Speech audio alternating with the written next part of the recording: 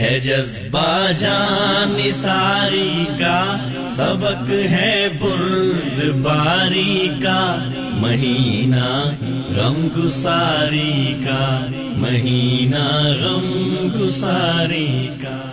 بسم اللہ الرحمن الرحیم، الحمد للہ رب العالمین، والصلاة والسلام علی اشرف المرسلین، نبینا و سیدنا محمد وعلی آلہ و اصحابہ اجمعین۔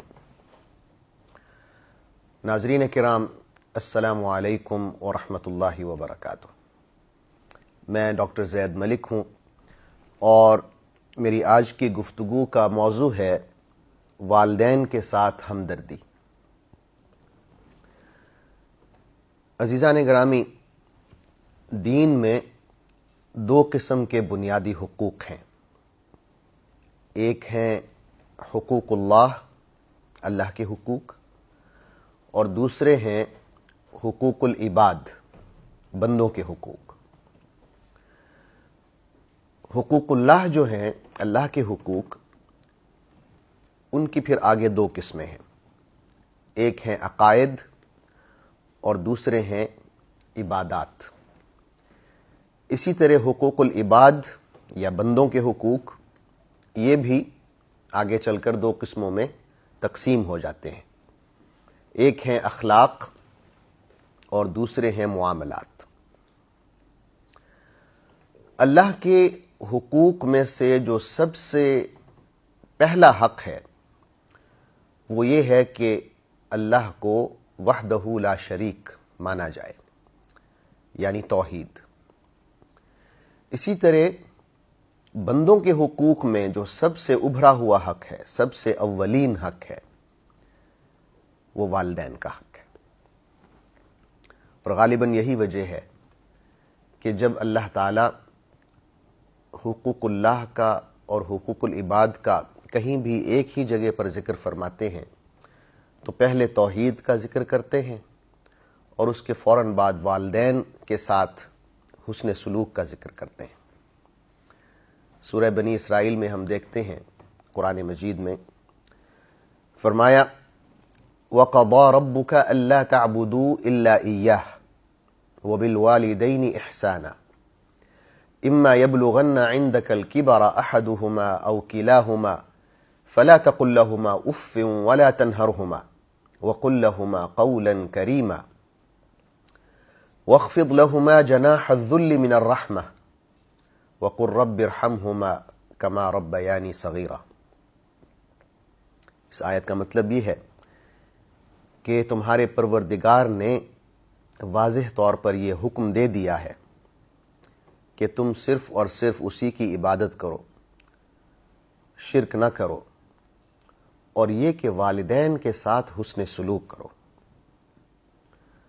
ان میں سے ایک یا دونوں اگر تمہاری زندگی میں بڑھاپے کو پہنچ جائیں تو انہیں اف تک نہ کہو، نہ انہیں ڈانٹو، سخت لہجے میں بات کرو، اور انہیں بہت پیار سے مخاطب کرو، بہت احترام سے ان کے ساتھ گفتگو کرو، اور تواضع اور انکساری اور شفقت و محبت اور رحمت کے ساتھ ان کے سامنے جھک جاؤ، دعا مانگتے ہوئے یوں کہو کہ اے میرے پروردگار، ان دونوں پر رحم فرما، بالکل ویسے ہی جیسے انہوں نے مجھے محبت سے، شفقت سے پالا ہے، تو بھی ان پر رحم فرما۔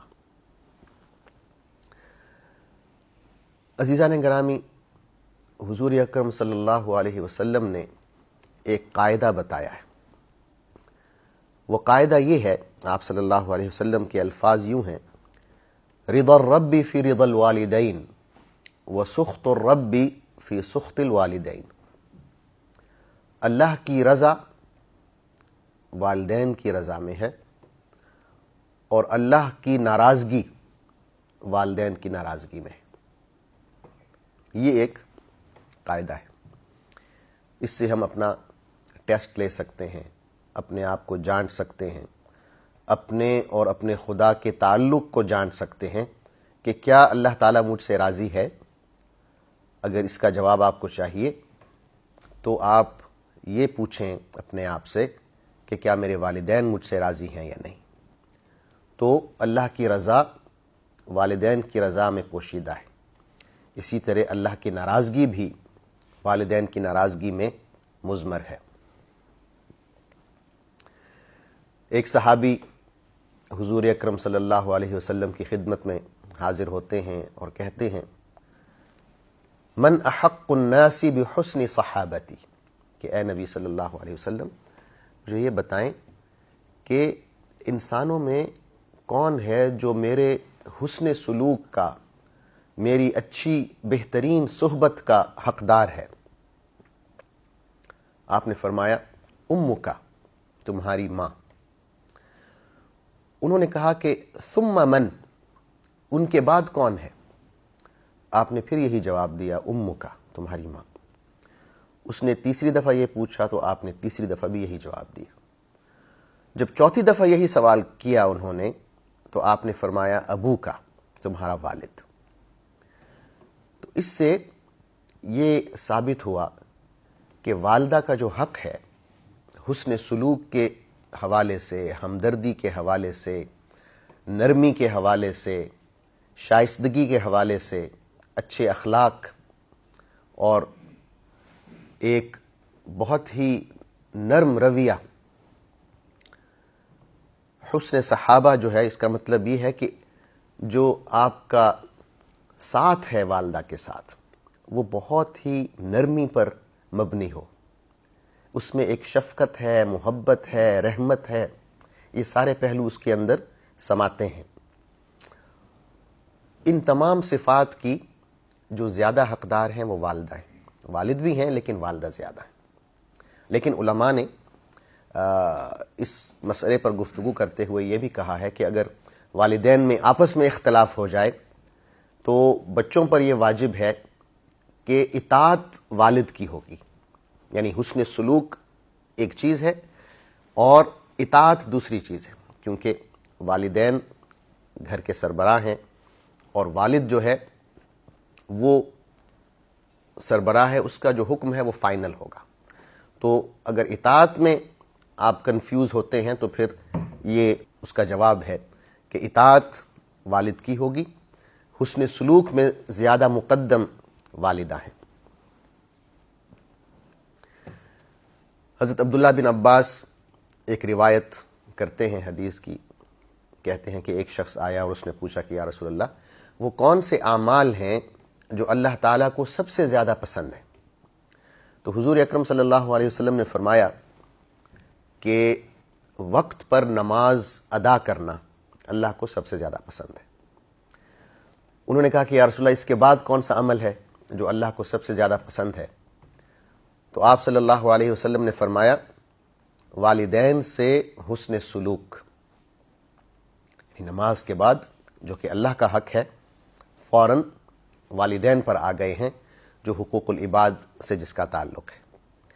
اس شخص نے پوچھا کہ اس کے بعد کیا ہے، کون سا عمل اللہ کو محبوب ترین ہے تیسرے نمبر پہ؟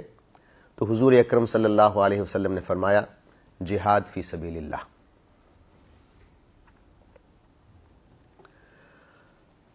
اور عزیزان گرامی کیوں نہ ہو، اللہ تعالیٰ خود فرماتے ہیں قرآن مجید میں وَوَصَّيْنَا الْإِنسَانَ بِوَالِدَيْهِ إِحْسَانًا حَمَلَتْهُ أُمُّهُ كُرْهًا وَوَضَعَتْهُ كُرْهًا، کہ ہم نے انسان کو یہ حکم دیا ہے کہ اپنے والدین کے ساتھ حسن سلوک کرے، احسان کا برتاؤ کرے.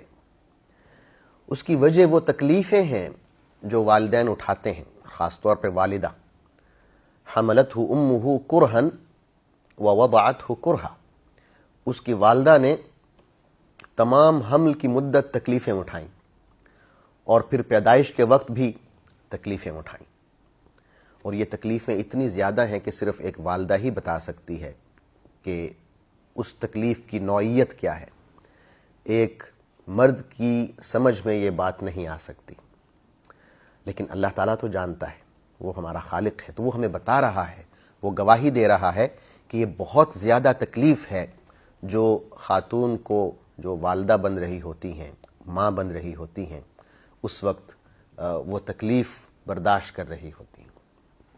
اسی سے ملتی جلتی ایک اور آیت ہے وَوَصَّيْنَا الْإِنسَانَ بِوَالِدَيْهِ حملته امه وهنا على وهن وفصاله في عامين ان اشكر لي ولوالديك الي المصير، کہ ہم نے انسان کو حکم دیا کہ اپنے والدین کے ساتھ حسن سلوک کرے. اس کی ماں اس کو حمل کی مدت میں کمزوری پر کمزوری برداشت کرتے ہوئے اپنے پیٹ میں رکھا، اور پھر جب جنا تو اس کے بعد دودھ پلانے کی مدت شروع ہو گئی جو 2 سال تک رہی. وہ بھی ایک تکلیف دہ مرحلہ ہے. پھر فرمایا کہ اے لوگو، میرا شکر ادا کرو اور پھر اپنے والدین کا بھی شکر ادا کرو. یہاں پر بھی اللہ تعالیٰ نے اپنے حق کے بعد فوراً والدین کے حق کی طرف توجہ دلائی ہے. انشکر لی ولی والدیک، میرا شکر ادا کرو اور والدین کا بھی شکر ادا کرو، تمہیں یقیناً میرے پاس لوٹ کر آنا ہے. عزیزان گرامی، یہاں اللہ تعالیٰ نے ایک اور بات کی طرف توجہ دلائی ہے کہ والدین کے ساتھ حسن سلوک تو فرض ہے، لازم ہے، خواہ وہ مسلمان ہوں یا کافر ہوں. یہاں پر اگلی آیت میں ان والدین کے ساتھ حسن سلوک کا ذکر ہے جو کافر ہیں، مشرک ہیں. فرمایا وَإِن جَاهَدَاكَ عَلَىٰ أَن تُشْرِكَ بِي مَا لَيْسَ لَكَ بِهِ عِلْمٌ فَلَا تُطِعْهُمَا وَصَاحِبْهُمَا فِي الدُّنْيَا مَعْرُوفًا. اگر تمہارے والدین جو مسلمان نہیں ہیں یہ کوشش کریں، سرتوڑ کوشش کریں کہ تم بھی اللہ کے ساتھ کسی کو شریک ٹھہراؤ، شرک کی مصیبت میں مبتلا ہو جاؤ، تو پھر تم پر لازم نہیں ہے کہ ان کی اطاعت کرو، لیکن اس دنیا میں تم پر لازم ہے کہ ان کے ساتھ حسن سلوک کرو. وَصَاحِبْهُمَا فِي الدُّنْيَا مَعْرُوفًا. حضور اکرم صلی اللہ علیہ وسلم نے ایک ارشاد فرمایا جس میں آپ نے ایک قاعدہ کلیہ بتایا ہے. آپ نے فرمایا لا طاعۃ لمخلوق فی معصیۃ الخالق. کوئی بھی مخلوق ہو اس کی اطاعت اس صورت میں نہیں ہوگی اگر وہ اطاعت خالق کی نافرمانی پر مبنی ہے.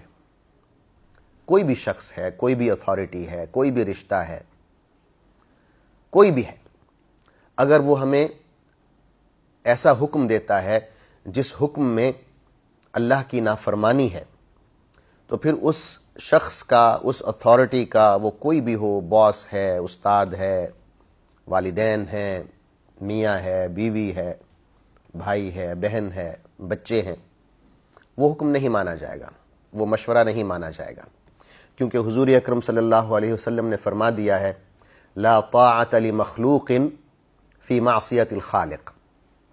اگر خالق کی نافرمانی پر مبنی کوئی حکم دیا جا رہا ہے تو اس کی اطاعت نہیں ہوگی. بعض دفعے ہم دیکھتے ہیں کہ خامند اپنی بیویوں سے کہتے ہیں کہ آپ پردہ نہ کریں، آپ ہمارے ساتھ اس طرح چلیں جیسے سوسائٹی چل رہی ہے، آپ پردہ کرتی ہیں، اسکارف لیتی ہیں، حجاب کرتی ہیں تو ہمیں اپنے دوستوں کے ساتھ ملنے میں شرمندگی ہوتی ہے. تو اگر خامند اس قسم کا حکم صادر فرما دیں تو بہنوں کو پتہ ہونا چاہیے، مسلم خواتین کو پتہ ہونا چاہیے کہ ان پر لازم نہیں ہے کہ اس نافرمانی میں اپنے خامند کی اطاعت کریں، کیونکہ حضور اکرم صلی اللہ علیہ وسلم کا حکم بہت واضح ہے لا طاعۃ لمخلوق فی معصیۃ الخالق. اپنے موضوع کی طرف لوٹتے ہیں، والدین کے ساتھ حسن سلوک. حضور اکرم صلی اللہ علیہ وسلم نے ارشاد فرمایا رغم انف ثم رغم انف ثم رغم انف. قیل من یا رسول اللہ؟ قال من ادرک ابویہ عند الکبر احدہما او کلیہما فلم يدخل الجنہ. وہ شخص ذلیل و خوار ہو، وہ شخص ذلیل و خوار ہو، وہ شخص ذلیل و خوار ہو. 3 دفعے آپ نے بد دعا دی ہے. لوگ بہت پریشان ہو گئے کہ یا رسول اللہ وہ کون بدبخت ہوگا جسے آپ نے 3 دفعہ بد دعا کی ہے. آپ نے فرمایا کہ وہ شخص جو اپنی زندگی میں اپنے والدین کو موجود پاتا ہے، اپنے بوڑھے والدین کو، وہ شخص موجود ہے، زندہ ہے، صحیح سلامت ہے، اس کی زندگی میں اس کے والدین ہیں جو بڑھاپے تک پہنچ چکے ہیں، ایک یا دونوں، لیکن وہ جنت میں داخل نہیں ہوتا۔ مطلب یہ ہے کہ اتنا بڑا چانس دیا جا رہا ہے، اتنا بڑا موقع دیا جا رہا ہے آپ کو جنت میں داخل ہونے کا، اور وہ والدین کا بڑھاپا ہے، ان کی موجودگی ہے، اور آپ کو یہ موقع دیا جا رہا ہے کہ یہ آپ کے والدین ہیں، ان کے قدموں تلے جنت ہے، اگر آپ ان کی خدمت کرتے ہیں تو یہ جنت آپ کے سامنے، لیکن آپ جنت میں داخل نہیں ہو پاتے، آپ ان کی خدمت نہیں کرتے، تو حضور اکرم صلی اللہ علیہ وسلم کے نزدیک وہ شخص بدبخت ہے، وہ ذلیل و خوار ہوگا، کیونکہ اس نے اتنا بڑا موقع گنوا دیا، جنت میں داخلے کا موقع، جنت کو حاصل کرنے کا موقع اس نے اپنے ہاتھوں سے نکال دیا، اور جان بوجھ کے۔ ناظرین، بعض دفعہ یہ ہوتا ہے کہ ہم دیکھتے ہیں کہ والدین زیادتی کر جاتے ہیں، کبھی کبھی تو وہ بہت زیادہ زیادتی کر جاتے ہیں جو ظلم تک پہنچ جاتی ہے، بلکہ کسی شخص نے حضور اکرم صلی اللہ علیہ وسلم سے یہ سوال بھی کیا کہ یا رسول اللہ، اگر میرے والدین مجھ پر ظلم کریں تب بھی میں ان کے ساتھ حسن سلوک کروں؟ تو آپ نے فرمایا وَإِنْ ظَالَمَاهُ وَإِنْ ظَالَمَاهُ، ہاں، اگر وہ دونوں مل کر تمہارے ساتھ زیادتی کریں، تم پر ظلم کریں، تب بھی تم پر لازم ہے کہ تم حسن سلوک کرو۔ غیر مسلم والدین کا میں نے ذکر چھیڑا تھا، اس میں ایک واقعہ ذہن میں آ رہا ہے، وہ حضرت اسماء رضی اللہ تعالی عنہا کا ہے۔ حضرت اسماء حضرت ابو بکر صدیق رضی اللہ عنہ کی بڑی بیٹی تھیں، اور آپ کی والدہ ابھی مسلمان نہیں ہوئی تھی، تو حضور اکرم صلی اللہ علیہ وسلم جب ہجرت کر کے مکہ سے مدینہ آ گئے تو حضرت ابو بکر صدیق بھی ساتھ آئے، آپ کے بچے حضرت اسماء بعد میں آ گئیں، حضرت عائشہ بھی بعد میں مدینہ پہنچ گئیں۔ ان کی والدہ جو تھیں حضرت عائشہ اور حضرت اسماء کی، وہ مکہ میں رہ گئیں کیونکہ مسلمان نہیں ہوئی تھیں، لیکن بیٹیوں سے ملنے کا شوق پیدا ہوا تو وہاں سے یہ چلی مکہ سے مدینہ اپنی بیٹی سے ملنے کے لیے، حضرت اسماء سے ملنے کے لیے۔ اب حضرت اسماء کو پتا ہے کہ والدہ مسلمان نہیں ہے، ابھی تک شرک پر قائم ہے، کافر ہیں، تو کیا ان کے ساتھ بھی حسن سلوک کا برتاؤ کیا جائے؟ تو آپ حضور اکرم صلی اللہ علیہ وسلم کے پاس آئیں اور کہا کہ یا رسول اللہ، میری والدہ مکہ سے آ رہی ہیں ملنے کے لیے، تو میرے لیے کیا حکم ہے؟ کیا ان کے لیے بھی وہی حکم ہے جو ایک مسلمان والدہ کے لیے ہے؟ مجھے ان کے ساتھ بھی حسن سلوک کرنا ہوگا؟ تو حضور اکرم صلی اللہ علیہ وسلم نے تاکید سے حکم دیا کہ جی ہاں، آپ کو ان کے ساتھ بھی حسن سلوک سے پیش آنا ہوگا، ان کی خدمت کرنی ہوگی، جتنا عرصہ وہ آپ کے پاس رہیں آپ ان کی خدمت کریں اور ان کے ساتھ حسن سلوک کا برتاؤ کریں یہاں تک کہ واپس چلی جائیں۔ تو یہ غیر مسلم والدین کے لیے بھی وہی حکم ہے جو مسلمان والدین کے لیے ہے، لیکن ایکسیپشن وہی ہے کہ اگر یہ کوئی ایسا حکم دیں جو اللہ کی نافرمانی پر مبنی ہو، اس حالت میں ان کی اطاعت نہیں ہوگی، ورنہ غیر مسلم والدین کی بھی اطاعت فرض ہو جاتی ہے۔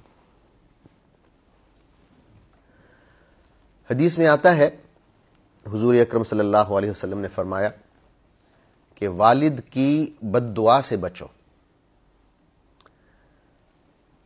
ایک روایت میں مظلوم کی بد دعا کے حوالے سے بتایا گیا کہ مظلوم کی بد دعا میں اور اللہ تعالیٰ کے درمیان کوئی حجاب نہیں ہوتا۔ اسی طرح والد کی بد دعا کے حوالے سے بھی بتایا گیا کہ اس کی بد دعا سے بچو، کیونکہ اللہ تعالیٰ والد کی بد دعا کو فوراً قبول فرما لیتے ہیں۔ ایک شخص حضور اکرم صلی اللہ علیہ وسلم کے پاس آئے اور کہا کہ یا رسول اللہ، میں جہاد پر جانا چاہتا ہوں، مجھے اجازت دیجیے۔ آپ نے فرمایا کہ تمہارے والدین زندہ ہیں؟ تو اس نے کہا جی ہاں، زندہ ہیں۔ تو آپ صلی اللہ علیہ وسلم نے اس نوجوان سے کہا فَفِيهِمَا فجاہد، تمہارا جہاد تمہارے والدین کی خدمت میں ہے. ففیہما فجاہد، تمہارا جہاد انہی میں ہے، انہی میں اپنا جہاد کرو. یعنی یہ جہاد سے افضل ہے کہ تم والدین کی خدمت کرو. ایک بہت دلچسپ واقعہ حضرت عمر رضی اللہ عنہ کی خلافت میں رونما ہوا یوں کہ ایک بوڑھا آدمی تھا جس کا بیٹا جہاد پر گیا ہوا تھا. اس بوڑھے نے حضرت عمر سے شکایت کی کہ وہ اپنے بیٹے کے لیے بہت اداس ہے، تو اسے جہاد سے واپس بلایا جائے. حضرت عمر نے کہا کہ بھئی میں آپ کو ایک ملازم دے دیتا ہوں، تمہارا بیٹا ایک مجاہد ہے، بہادر انسان ہے، تو جہاد میں ہمیں اس کی ضرورت ہے. تو اس شخص نے کہا کہ وہ تو ٹھیک ہے، لیکن میرا بیٹا مجھے روزانہ دودھ پلاتا تھا اپنے ہاتھوں سے، اور مجھے اپنے بیٹے سے ایک خاص قسم کی خوشبو آتی تھی. وہ خوشبو میں مس کرتا ہوں، وہ ملازم سے تو نہیں آتی. تو حضرت عمر نے اس بوڑھے کا ٹیسٹ لیا، امتحان لیا، اس کے بیٹے کو چپکے سے جہاد سے واپس بلا لیا اور کہا کہ یہ دودھ کا پیالہ لو اور چپکے سے جا کے اپنے والد کو دو، اسے پتہ نہ چلے کہ تم بیٹے ہو. جس طرح ملازم دیتا تھا ویسے وہ گیا، اس نے دودھ دیا والد کو. تو اس کے والد نے پہچان لیا کہ یہ میرا بیٹا ہے، کھڑا ہو گیا، اس نے اسے گلے سے لگایا. تو یہ ہوتا ہے قرآن مجید میں. تو اللہ تعالیٰ نے حضرت یعقوب علیہ السلام اور حضرت یوسف علیہ السلام کے قصے میں بتایا ہے.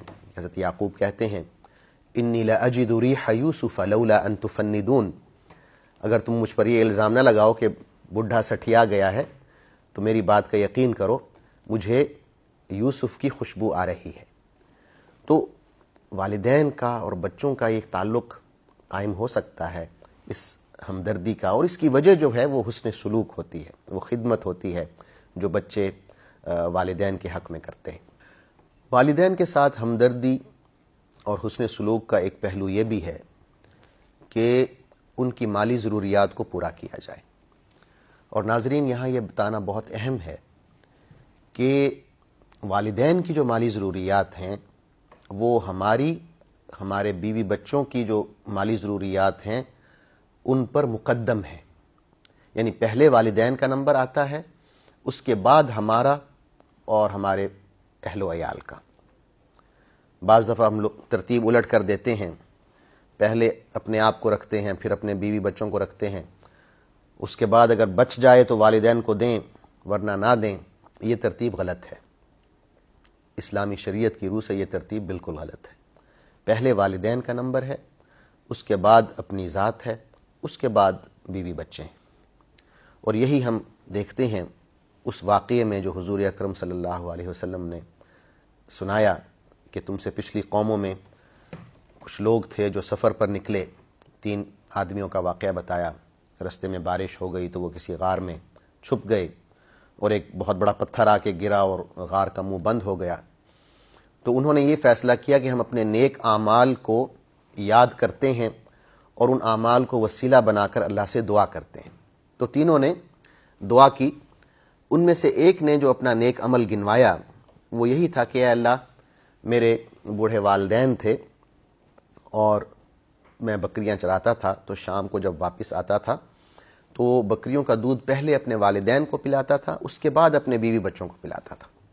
تو ایک دن میں تاخیر سے آیا تو والد سو گئے تھے، تو میں دودھ لے کر ساری رات ان کے سرانے کھڑا رہا.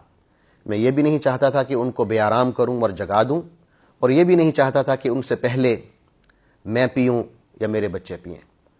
تو میرے بچے جو ہیں وہ روتے رہے، میں نے ان کی پرواہ نہیں کی، اور میرے والد جب خود آرام کر کے اٹھے تو ان کو میں نے دودھ پلایا اور اس کے بعد اپنے بچوں کو پلایا.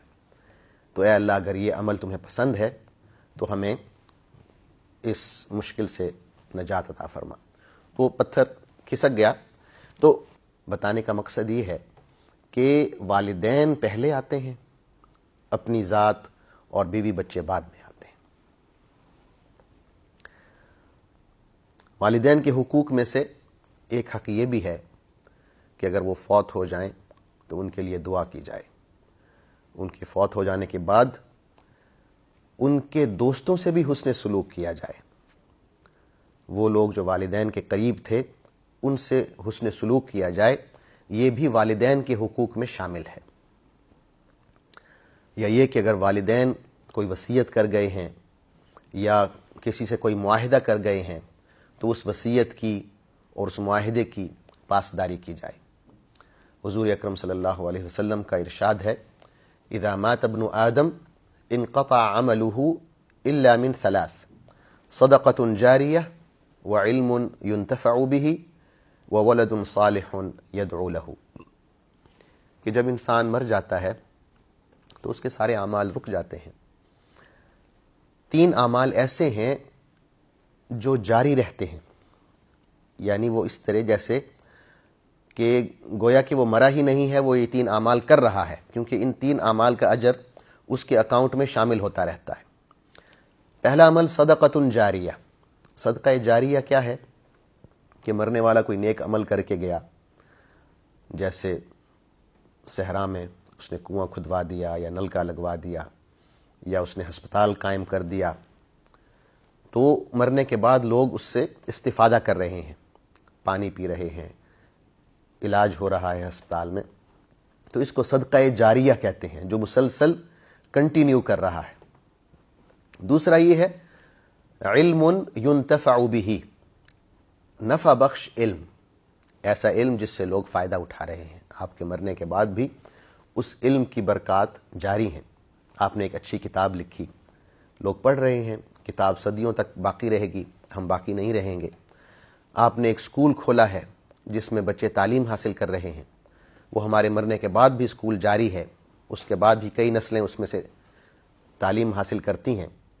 تو وہ ایسا علم ہم چھوڑ کر جا رہے ہیں جو جاری رہے گا. یا ہم نے پڑھایا بچوں کو، اپنے شاگردوں کو، وہ بڑے ہوئے، وہ اساتذہ بنے، علماء بنے، انہوں نے آگے بچوں کو پڑھایا، اپنے شاگردوں کو پڑھایا، تو یہ سلسلہ جاری رہا. تو یہ بھی ایک ہمارے اجر میں زیادتی کا باعث بنے گا. تیسرا آپ نے فرمایا وَوَلَدٌ صَالِحٌ يَدْعُو لَهُ، یا یہ کہ نیک اولاد جو مرنے کے بعد اپنے والدین کے حق میں دعا کریں. تو یہ بھی ایک شکل ہے والدین کے ساتھ ہمدردی برتنے کی، ان کے ساتھ حسن سلوک کی، کہ ان کی وفات کے بعد ان کے حق میں دعا کی جائے کہ اللہ تعالیٰ ان کی مغفرت کرے، ان کے درجات بلند کرے اور انہیں جنت میں داخل کرے. ناظرین، انشاءاللہ کل دوبارہ حاضر ہوں گا ایک نئے موضوع کے ساتھ. کل تک کے لیے اجازت دیجیے. اللہ حافظ، والسلام علیکم ورحمۃ اللہ وبرکاتہ. بتائے زندگی کے سب کرینے اہل ایمان کو، سکھائے بندگی کے سب طریقے ہر مسلمان کو. ہے جذبہ جان نثاری کا، سبق ہے بردباری کا، مہینہ غم گساری کا، مہینہ غم گساری کا.